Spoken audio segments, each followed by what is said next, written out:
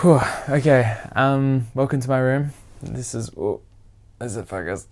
Okay, this is my room, and this is me. I have something pretty big to talk about. So, straight up, White Rabbit Village is not gonna happen anymore.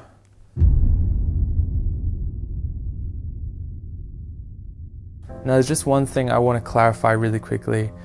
White Rabbit Village was the result of White Rabbit Project. And originally White Rabbit Project was all about supporting the community and supporting people who suffered. And it was my way of giving back and using what skills I had to make a difference, to make an impact. And in my mind, an intentional community, a village, White Rabbit Village, was the perfect platform and concept that I could put the most into, like pack it with all the best things I could think of, and had the most potential to have a long-lasting impact and to really change lives and hopefully change the world.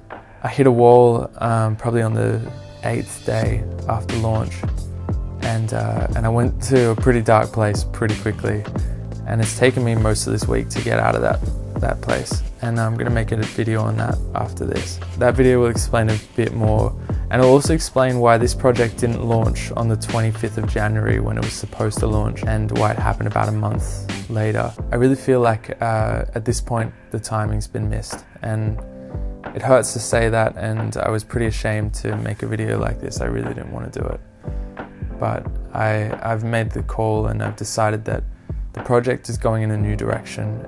So I hit a wall really hard, and it made me think a lot about where this project came from and what's the true meaning, the purpose, the goal behind it all. And I started to map it all out, and I'll show you what it looks like.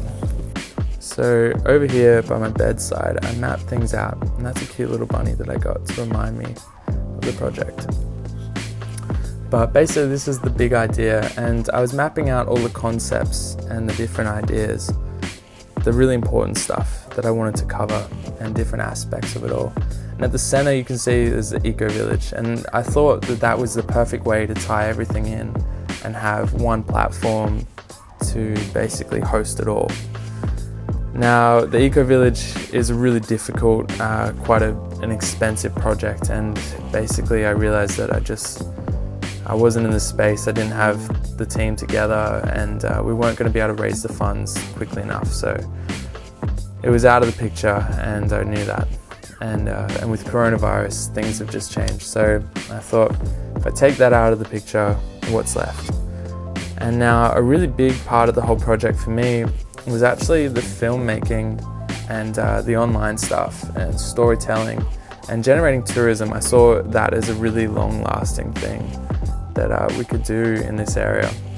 And I think that that's the biggest thing we're all lacking here, is that most small businesses and groups have not really got that online presence. Their story's not being told to a broader audience, and it should be.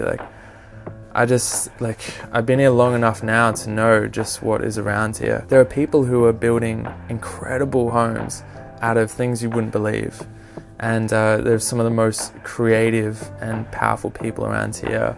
It took me a while to realize, but this area has one of the most progressive movements as far as sustainability and climate change and everything is concerned. I think that we have the power to inspire most of the world with what happens around here on the south coast, in New South Wales. And the whole project was supposed to be open source and basically a project where anyone could come in and get involved. And it's a community. So White Rabbit Project was always going to be about community. And so Eco Village is out of the picture, but there's actually people who are looking to build eco villages. And so I want to support those people regardless. And so it won't be White Rabbit Village, but there are people building intentional communities which I think have a lot to offer to the world. And that's homes for bushfire refugees as well. Basically, by doing a lot of filmmaking and storytelling, we have the opportunity to help people do fundraising events and crowdfunders. And that was going to be a big part of the Eco Village, was constant fundraising and these two things. And so I can still find ways to work that into this whole project, which is really important. And classes and talks, so we wanted to host those at the village.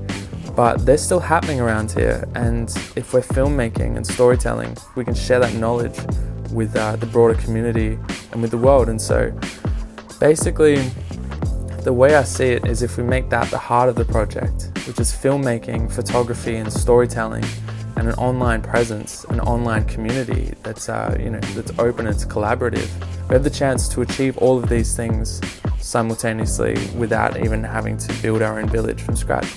And not only that, but the cost to do so is next to nothing. I mean, I have all the gear here, and there's just so many creatives around here. Like, there's so many young filmmakers. I'm still surprised all the time. Like, my younger brother is creating films for Offend, and that's really inspiring for me. And I've had the chance to work with a few filmmakers around here who are really motivated around telling stories and climate change and things like that. And if White Rabbit Project becomes more of a filmmaker, photographer collective that tells stories and gets word out there and builds an audience, which gets a lot of exposure for a lot of projects and businesses who really need it and deserve it, then the power is there. It's like we're using the tools that we understand to make a difference around here and spread a message.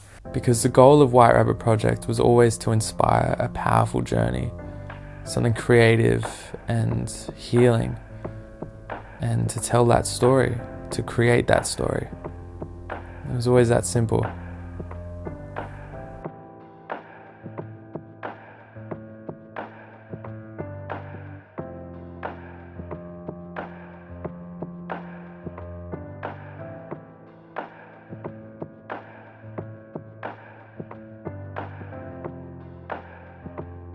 Oh, also, if you put money towards the crowdfunder or got a shirt, I'll be in touch, and I'm just handing out refunds, so I'll be asking for your bank details and stuff. If you send that through, I can drop you a refund. Cool. Thank you guys so much for the support up until now.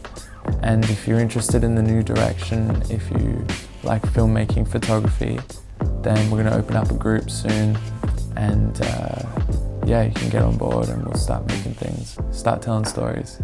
It's going to be really fun. It's going to be a lot more lighthearted, a little less serious, but with definite drive and purpose to create something and to do something really incredible.